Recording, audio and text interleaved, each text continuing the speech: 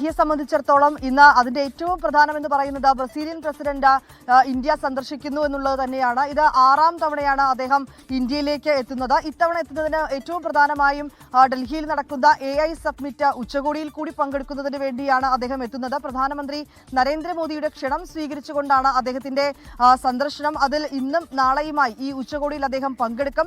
അതിനുശേഷം 21ാം തീയതിയാണ് പ്രധാനമന്ത്രിയുമായുള്ള ഉഭയകക്ഷി ചർച്ചകൾ നടത്തുക. അതിൽ ഊർജം, പ്രതിരോധം, ഒപ്പം തന്നെ കൃഷി, ആരോഗ്യം ഉൾപ്പെടെയുള്ള വിവിധ മേഖലകളിൽ ഇരു രാജ്യങ്ങളും തമ്മിലുള്ള സഹകരണം കൂടുതൽ ശക്തമാക്കുന്നത് അടക്കമുള്ള കാര്യങ്ങൾ ചർച്ച ചെയ്യുമെന്നാണ് അറിയാൻ കഴിയുന്നത്. ഒപ്പം തന്നെ പ്രധാനമന്ത്രി നരേന്ദ്രമോദി ബ്രസീലിയൻ പ്രസിഡന്റിനായി ഉച്ചവിരുന്ന് ഒരുക്കുന്നുണ്ട്.